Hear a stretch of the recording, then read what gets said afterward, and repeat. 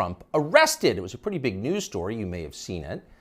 Just before 9 p.m. that night, as part of its coverage, Fox News ran two live video feeds next to one another.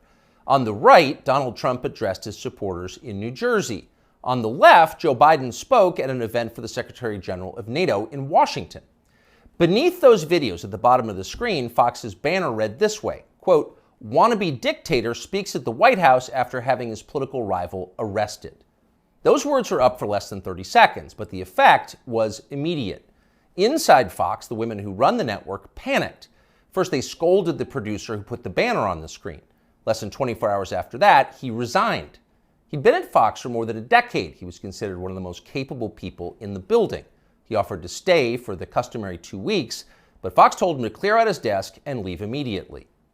Then the company issued a public apology for the 27-second-long wannabe dictator line. Quote, "The Chiron was taken down immediately," Fox's PR department said, and then added ominously it was, quote, "addressed."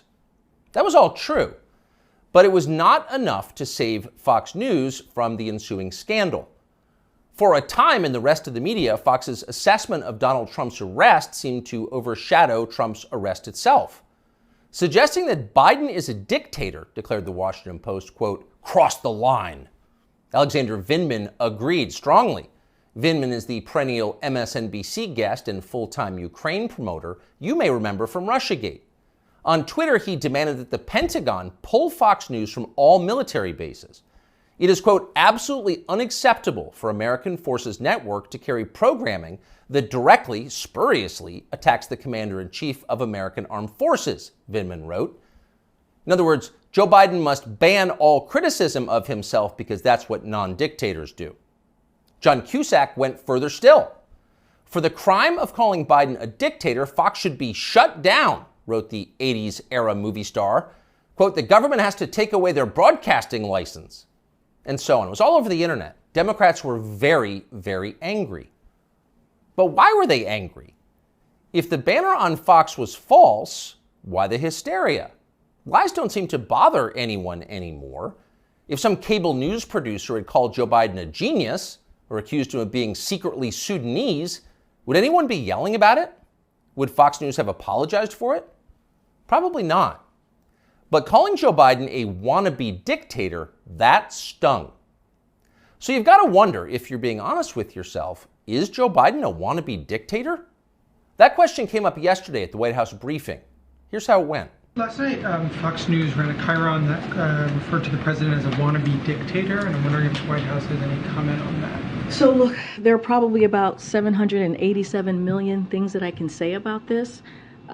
That was wrong. About what we saw last night, but I don't think I'm going to get into it. There's no comment the White House has on I think I just commented. Oh, no comment necessary. Of course Joe Biden's not a wannabe dictator. Just because he's trying to put the other candidate in prison for the rest of his life for a crime he himself committed doesn't mean he has a totalitarian impulse. Come on, that's absurd. It takes a lot more than jailing your political rivals to earn the title wannabe dictator. That's the consensus in Washington tonight. And in some ways, for once, the consensus may be right. It is not a small thing to be a wannabe dictator. It's quite a process. There are a lot of steps. First off, there is the money. The one thing that all dictators have in common is they enrich themselves and their families, their tribe, even as the countries they govern grow steadily poorer and more desperate. They take kickbacks from businesses and from other dictators. They use the official functions of their government to funnel cash to themselves. They don't bother to hide the fruits of this. They live in garish mansions with big lawns, far from the teeming cities, even as their own citizens languish in growing poverty, in some cases literally living in tents on the street. So they don't really hide it, it's all pretty blatant. And ordinary people resent it. Of course they do, and wannabe dictators know they resent it, but they don't care. There's nothing the population can do about it in a dictatorship. It's no longer possible to fight injustice in a system like that. People can't gather in large numbers to protest the rule of the dictator. If they try that, they'll be arrested by his state security services, even years after the fact. A visit from men in body armor at the breakfast table. That happens. And if citizens persist in believing they can gather in groups to protest, they may be shot to death, a bullet to the throat. And then, just to make the humiliation complete, to make the lesson gin clear to everyone else watching, their relatives can be arrested for daring to complain that their children were killed for complaining.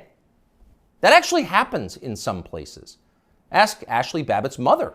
Here she is in handcuffs. You're arresting Ashley Babbitt's mother. You murdered her inside the Capitol, now you're going to arrest her? Come out of there. 101, have a transport response.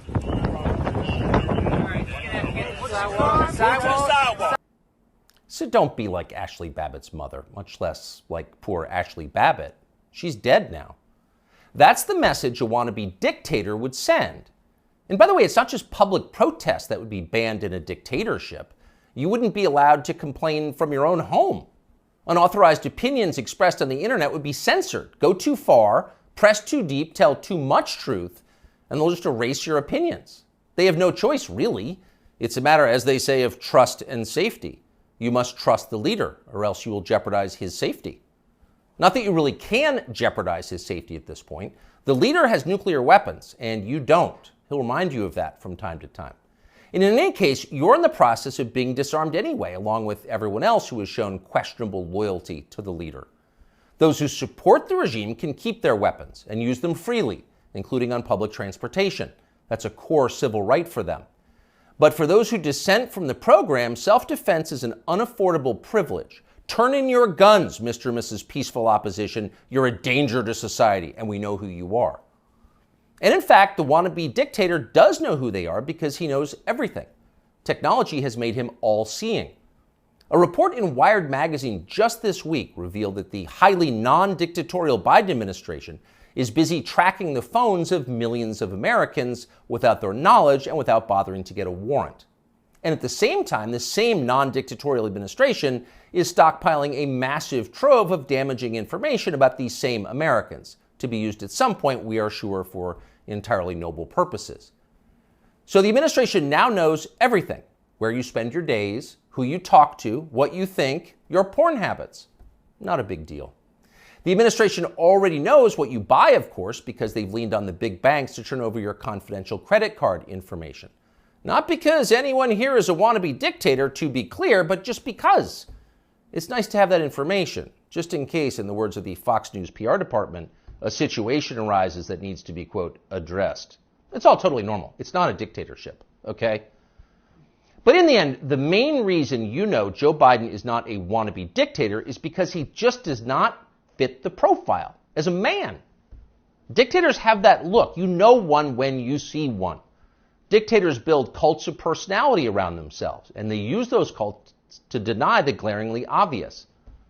In his later years, to name just one example, North Korean dictator Kim Il-sung developed an enormous baseball-sized tumor on the back of his neck. It was huge. It was grotesque. It was right there. You couldn't ignore it. You couldn't possibly not see it. But in North Korea, state media did ignore it. They pretended it didn't exist. And so, in some important sense, it didn't. If a tumor grows on a neck but no one acknowledges it, is it really there? Thankfully, nothing like that is happening in our country or ever will. If Joe Biden ever developed some profound physical or medical problem that was obvious to everybody, journalists would say something. This is not North Korea. We don't have state media here. If Joe Biden was, say, incapable of completing a full sentence, or mistook his sister for his wife, or suddenly started falling down in public for no reason, the New York Times would report on that and then get to the bottom of what was actually happening. That would be its duty in a free country like ours. It's not like they would cover it up. The very idea of a cover-up sounds like a conspiracy theory, a dangerous one, actually, so stop it. And by the way, if Joe Biden was a wannabe dictator, he'd have the family to match. All dictators do. Saddam Hussein had Uday and Qusay. They were princelings who lived above the law, indulging their most decadent fantasies with total confidence they would be never held to account by the police. As the sons of a dictator, they knew they could do exactly what they wanted, and so that's what they did. There's no one like that around Joe Biden. He doesn't have weird sex scandals at the heart of his family that no one in the media will ever talk about. He doesn't have a ne'er-do-well former nightclub-owning brother who's made a living for 30 years by being related to him. Not at all. That's dictator stuff. Joe Biden doesn't award ridiculous inflated titles to his relatives that the media are then required to take seriously. He doesn't call people doctor who didn't go to medical school and then force you to nod along like it's real when everyone knows it isn't. Nikolai Ceausescu did that with his wife Elena. Joe Biden would never do that. Nor does Joe Biden dress like a dictator. He doesn't do photo ops in mirrored sunglasses driving a sports car to convince you that he isn't frail and senile, but instead powerful, virile, and wise. That's just not his style. If Joe Biden was a dictator, he'd be wearing epaulets and carrying a tasseled riding crop, and he isn't yet, so calm down. If he was a dictator, Biden's speeches would look like Nuremberg rallies, a blood-red backdrop, armed soldiers by his side, screaming about crushing his eternal enemies. Honestly, Biden did come close to that one time last September at a speech in Philadelphia, but it wasn't in any sense dictatory. It was necessary. As MSNBC assured us at the time, quote, Biden aimed to showcase his faith in the military apparatus and its ability to back the democratic order. See, it was about democracy, not dictatorship. No cause for alarm. He is not a dictator. A dictator would stockpile ammunition for his own bureaucrats, including his tax collectors. He'd redefine the legal code to make disloyalty to the regime the most serious crime. He'd claim dominion over the most intimate parts of his citizens' lives. He'd define what attitudes they were allowed to have about sex and religion and how to raise their families. He would even, in his final grandiose stage of dictatorship, claim ownership of their children. And Joe Biden wouldn't do that. And to prove he would never do that, Biden just this week released this video. These are our kids. These are our neighbors. Not somebody else's kids, they're all our kids. And our children are the kite strings that hold our national ambitions aloft. It matters a great deal how we treat everyone in this country. LGBTQ Americans, especially children, you're loved, you're heard, and this administration has your back. See? Joe Biden isn't saying your children belong to him like a dictator would. He's saying something very different from that. He's saying America's children are, quote, our children. Not his alone, ours.